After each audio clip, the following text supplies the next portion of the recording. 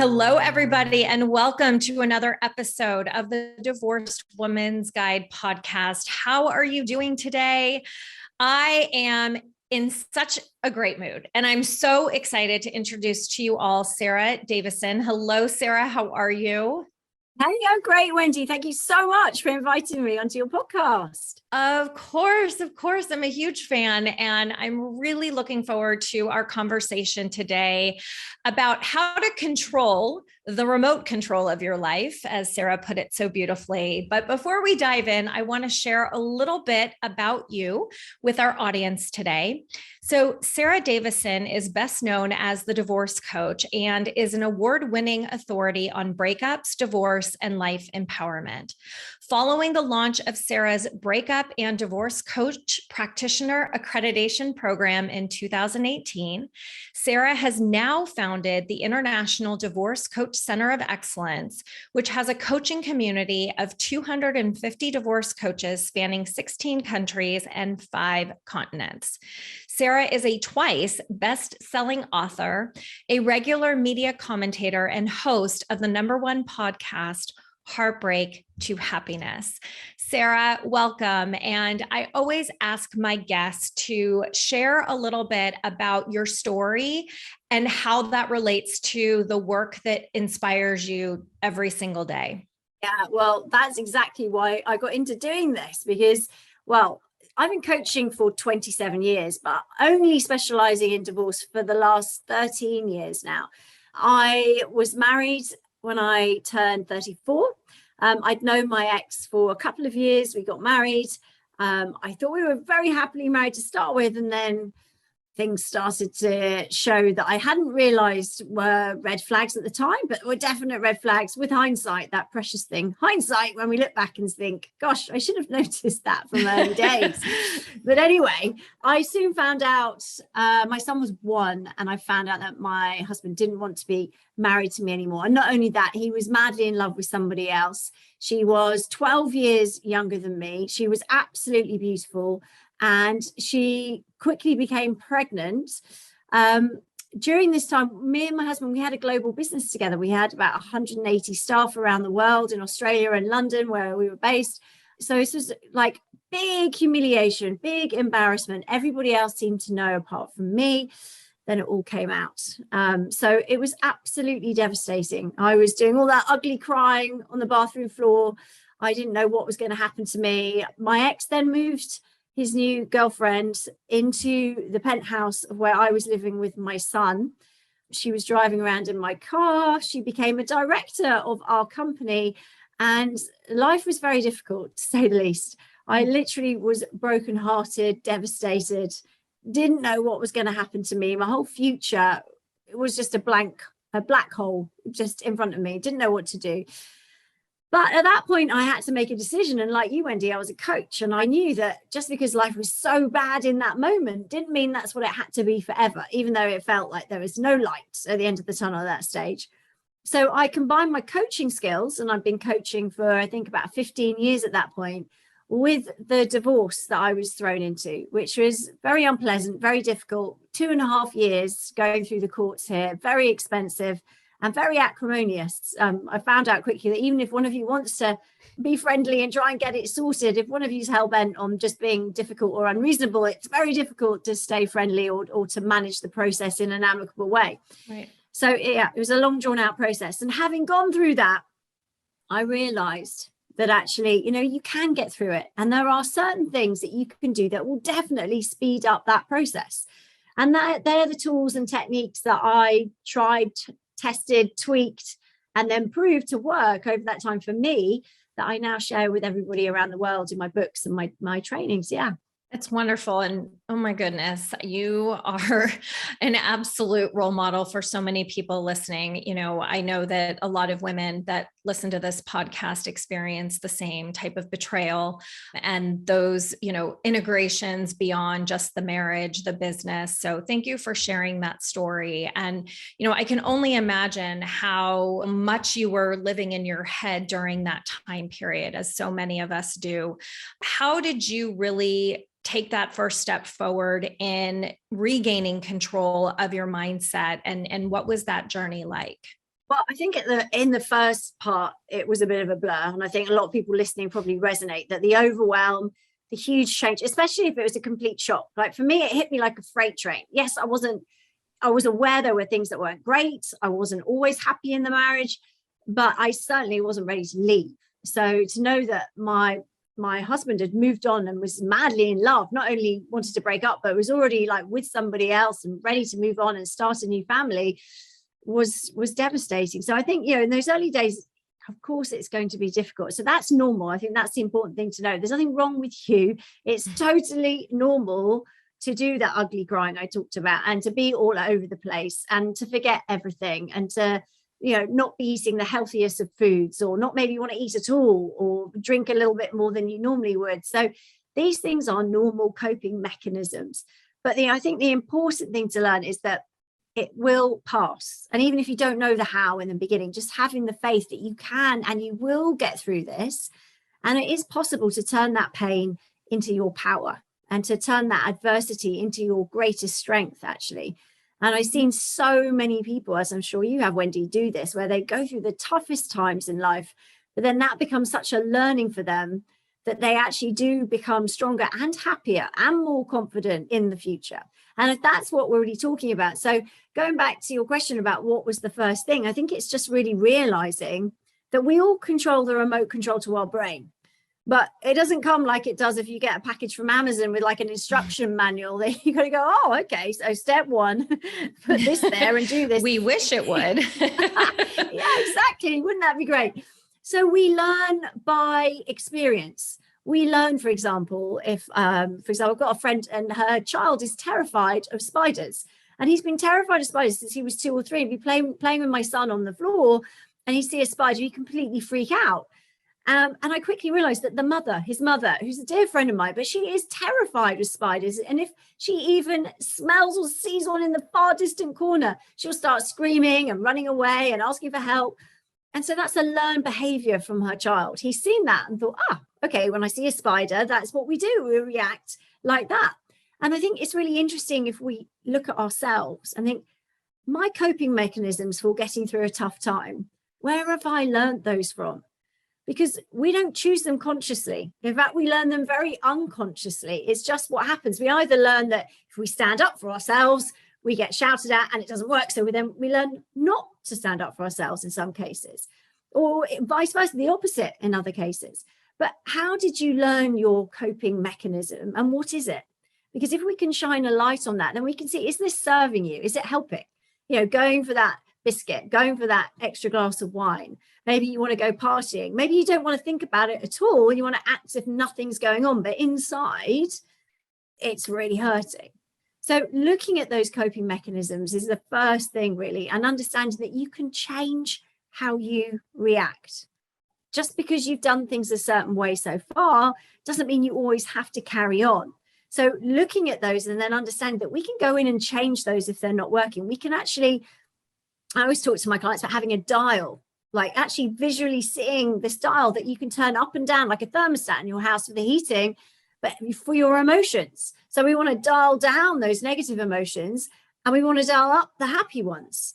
And so that's what I share, a series of tools and techniques that really give you that toolkit to be able to turn that dial down when you need to, so you can feel more empowered, take your power back and not just react because it's the way we've always done it.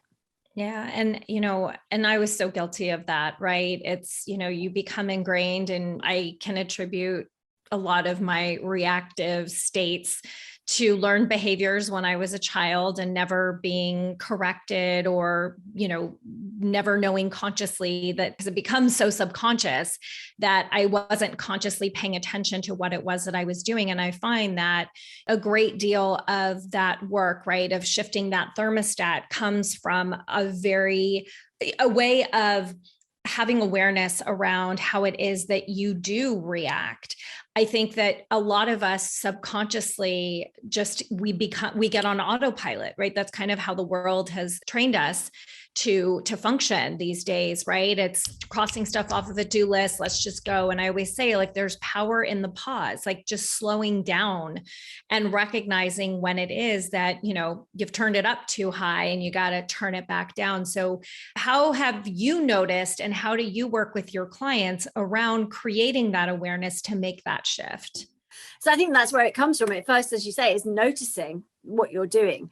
And that can be tricky, because if you've done it that way for so long, it's almost like we don't know we have a choice. Mm-hmm. And that's what's quite interesting. I think the first light bulb moment is to really realize that you have a choice. Just because someone is doing something in a certain way doesn't mean, for example, if your ex, I've got a client this morning who's terrible at picking the kids up on time. And, it might be done on purpose a little bit to cause upset and hurt, but he can never show up on time. And it really upsets her. And so she feels out of control. And so she runs a certain pattern. He doesn't turn up. She gets upset. She starts getting anxious. If the kids are around, even they can pick up on it. There's a whole pattern of behavior, and we worked it out. We know exactly what it is because it's cookie cutter. It's the same thing. He does the not showing up on time, and then she runs this whole pattern, which you can document. It's like a recipe, and it gets exactly the same result every time. She ends up very, very upset, and the kids are stressed. Now, this is not a healthy reaction, although for her, it was like, well, what am I meant to do? He hasn't turned up. So my question is always, how do you take your power back over that? How do you take your power back? Now, what can we do to change that? So, I mean, one of the big issues is that her son was always late for football, and she was always late taking her daughter to her dance class. So one of the things we came up with was, how do you take your control back over that, is to find somebody else to take her son to the football match. So his dad can still come if he's early and picks him up on time, great. But if he's not, the friend's going to come past the front door anyway, can take the son, and then the dad can still go and watch him play the football when he wants to, as he wants to. We're not stopping that. It's just taking away that anxiety. She's taking her power back so that she's okay and the kids are okay. So again, it's a really good question you asked, because actually becoming aware that you can have a different reaction is really the key to this, I think. Yeah. And it brings up this thought too, is that everyone thinks that they can change their ex, or that their ex is magically going to change because you've had one conversation, two conversations with them about, in your example, being on time, right? That they think that magically something's going to happen. And one of the things that I always say, and I'm curious to know your thoughts around this, is that they're not the ones that are going to change. They're always going to be and show up the same way. And that's how they showed up in your marriage. So, as you were saying, it's, well, how are you going to take back control of the situation? Because you know that they're not going to change. So the only person that you have control over changing is yourself. And I love that example because it allows you to really step back into that power of, okay, I get to decide how this is going to work best for me. And if they show up, and surprise me, great. However, knowing how they always show up is how you get to make your choices and make decisions, right? Yeah, I mean, that's such great advice. It really is. It's spot on. I think, one of the things that hurts us the most is when we have our expectations set quite high. Mm-hmm. But the reality is that our ex's behavior always comes in pretty low. So the gap between where our expectations are and where reality is, well, that gap is just hurt, pain, and disappointment for us.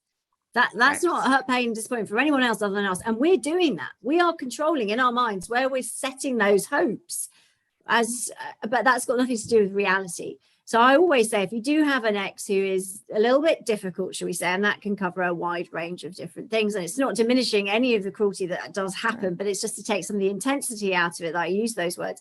But putting your expectations on the floor, like low as possible, because anything else then, as you say, is a bonus. If they show up on time, yippee-doo, the kids are happy, you're happy, you can crack on. If they don't, well, hey, you knew that was going to happen anyway. And so you've got a plan. So it's still good. Yes. So I think, understanding that you can control that. If you keep hoping for something that really isn't realistic, you are setting yourself up for that pain and hurt. So it's you that's causing the pain to you in a lot of ways. That's why I was saying we need to change that around, take your power back and say, I don't want to be dependent on you for anything anymore as far as is possible. So, you know, there might be certain things that obviously you have to be dependent on, but if we can change them, we can make you more self-reliant, we can build another support team around you. That's where we want to get to. Yeah. And, you know, and it even brings up, I'm sure some people are listening and saying, God, I so badly want to be able to do this, but, you know, my confidence, my self-esteem is in the toilet. I doubt myself all the time with, you know, what happens if I mess up? What happens if I don't, you know, I don't have the awareness the first time. And then we get into that, you know, self-judgment, the self beat up and all of that. So what would you say to somebody who is feeling a lack of confidence in their ability to be able to do this? Well, first of all, there's nothing wrong with you. It's totally normal. This is exactly what we go through, especially when you come out of a toxic relationship or one where, you know, maybe you've been betrayed. So your confidence has taken a knock. It's normal. Okay. So that's okay. The thing is, from now on, you have a choice. You either do certain things to make a change or you carry on doing things the way you're doing. That's the choice. So the power is actually all yours, but it's small steps moving forward. And I'm a big fan of building up your self-reliance muscles. And that means your ability to rely on yourself. Mm-hmm. As a lot of us will, you know, either rely on our ex or rely on certain friends for things. And I'm not saying you can't do that. I mean, preferably not your ex, but friends, definitely having a good support team around you is key. But before you pick up the phone, before you think, oh gosh, I don't know what to do here, quickly, let's phone my friend or my family member that I know I can ask, what should I do? Before you do that, have a think. What do I think is the right thing for me to do right now?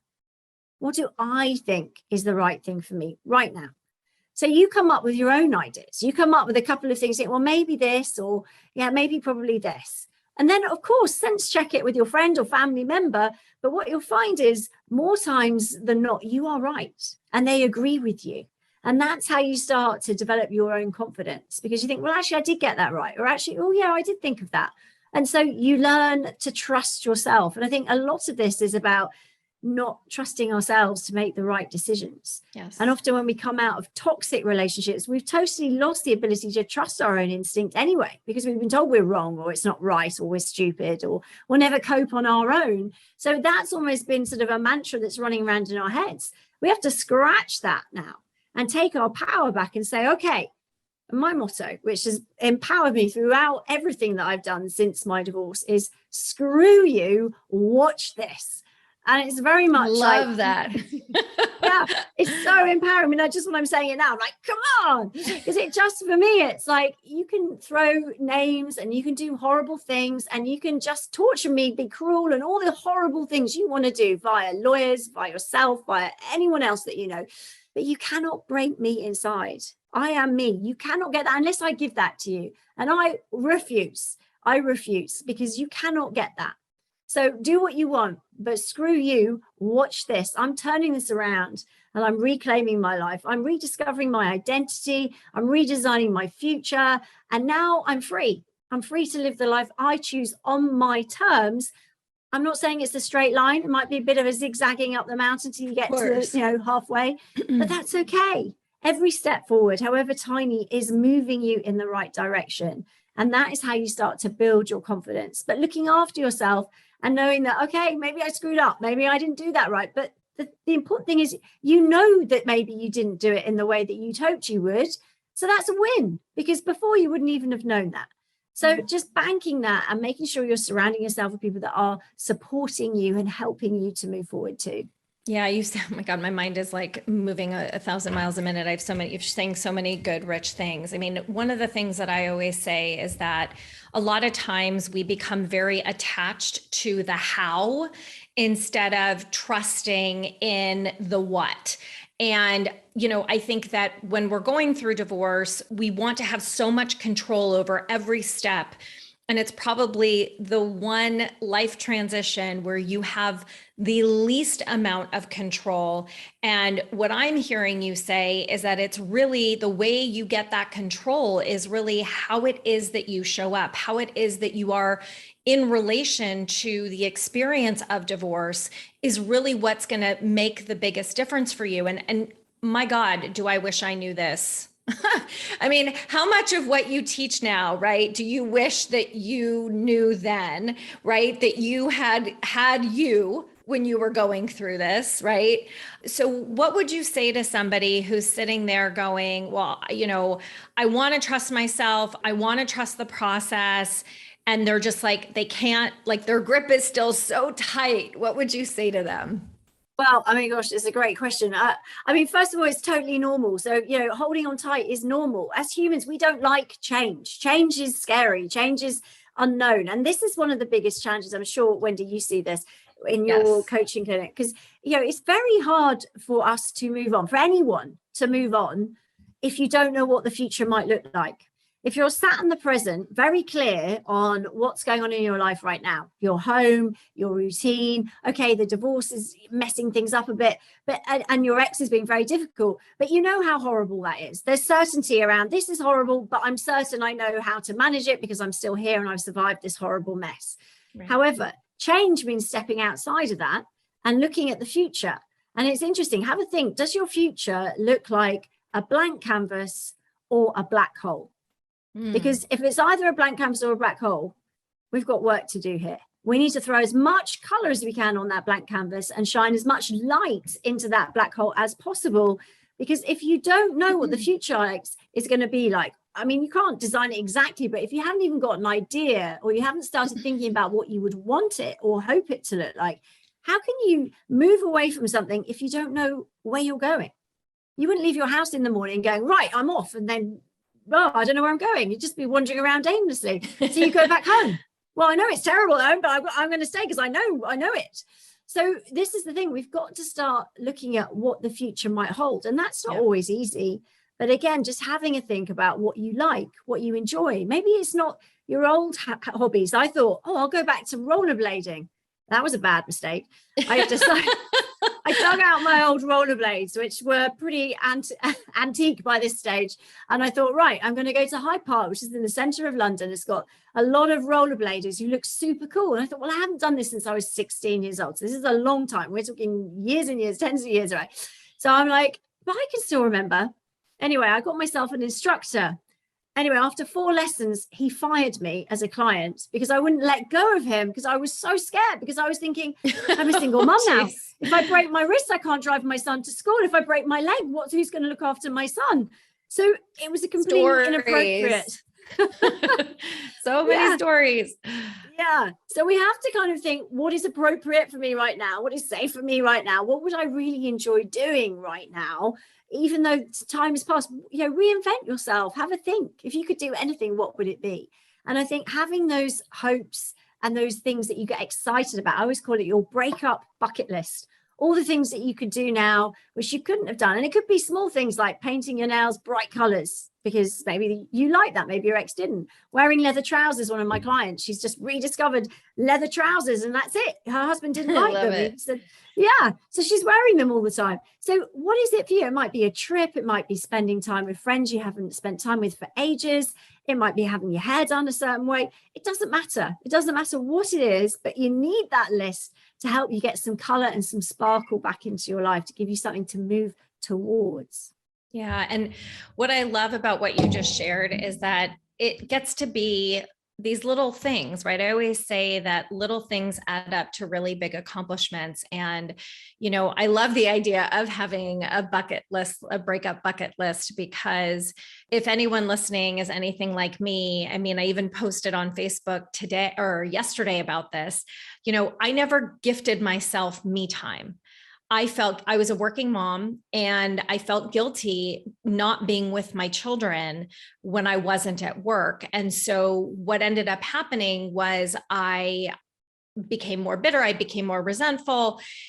And one of the things my divorce has really taught me is the importance of me time, because what I ended up seeing through having that time alone, right, through exploring these items on my bucket list, was I was able, it's a way to build up your confidence too, in knowing that you can still do these things, right? And it doesn't have to be rollerblading, right? It can even just be like, one of my big things was going to a restaurant and sitting at the bar and having a glass of wine by myself, going to the movies by myself, going to the beach by myself, which was really hard in the beginning for me. And now I live for the days where I get to go to the beach by myself and just have me time, right?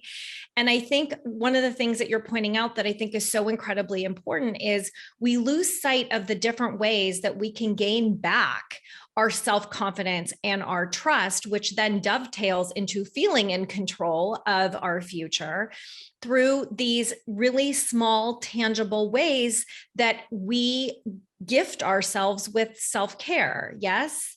Yeah, absolutely. I mean, spot on, because it's the small changes, I think, that sometimes lead to the biggest leaps forward. And that's what we want. It's the small, consistent, and just enjoy the process. I know that it might feel that everything is upside down right now, but taking time for that bath or that time on the beach. In the UK, we don't get much beach time, I have to say, but that was what we would dream of. Maybe a holiday to the beach in a different country would be nice. But yeah, I mean, those sort of things, putting those in your diary so you have something to look forward to, I think it's really important.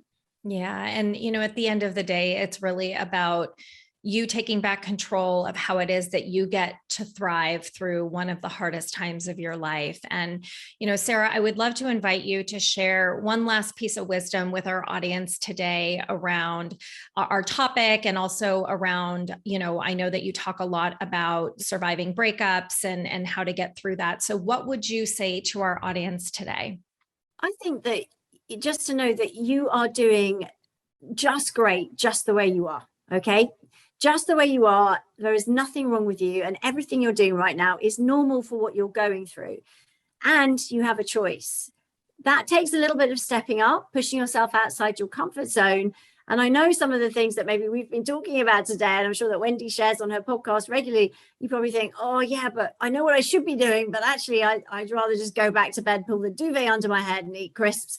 But do it once. That's what I always say to my, just test it once, push yourself outside of your comfort zone, try it out. And then you can always go back to doing things the way you did them before if you choose to. But I really think that once you've stepped out of your comfort zone, you've decided to make that change, you will get there, and you can speed up the process. And you're not alone. There's a lot of us who have been through it. There's a lot of people going through it still. So have the faith, you can do this, and you will start feeling better. These tools work super quick. You can change how you feel in a heartbeat with some of the tools that we share. So absolutely go for it. And remember the motto, screw you, watch this. I love that. There's no better way to end this episode than with that mantra. I absolutely love that, Sara. And I absolutely adore you. And I'm sure many people listening do as well, and are probably wondering where they can find you, how they can find you. So could you share that with our audience today? And it will also be in the show notes. So my website is saradavison.com. That's SARADAVISON.com. Or I'm on Instagram, Sara Davison Divorce Coach, and on all the other socials too. Wonderful. And Sara, I know that you have a very generous gift for our audience today as well. I'd love for you to share about what that is and where they can find it. So on my website, I have two gifts. One of them is to join my Heartbreak to Happiness online weekly support groups. So you can join absolutely free for a week. Come and meet us, come and meet my coaches, and get an hour with other people sharing their stories about what they're going through and getting some top tips and advice for some of the coaches that I've trained and accredited by me. And also I have a downloadable survival guide as well, which is a free guide to getting you through those early days of breakup. So do check that out. It's on saradavison.com. You can download them. They're absolutely free. Wonderful. Sara, thank you so much for being here today. I appreciate you and all the work that you've done. Thank you for just being authentic and being you. Oh, well, thank you so much, Wendy. It's such an honor to be on your podcast. I love your work and what you do and all the people you help too. So thank you for that. Thanks for having me. Of course. And everybody tuning in, my goodness, what a great episode. I hope that you guys write Sara's mantra on a Post-it and put it everywhere you are looking in the mirror, whether that be in your car or in your bathroom or in your entryway before you walk out the door. Such incredible and powerful information that you guys got today, which you know is a goal of mine, right? Wherever it is that you guys are, my goal is that you get a nugget of information that is going to help you take one step forward in your process, wherever it is that you guys are. I hope that you guys have a wonderful rest of your day. Don't forget to hit subscribe so that you do not miss a single episode of my podcast that comes out every single week. You're welcome to join my free community on Facebook called the Divorce Rehab. And I can't wait to talk to you guys on next week's episode. Have a beautiful rest of your day. Sending you all so much love, light, and joy always. Mwah. Bye, everybody.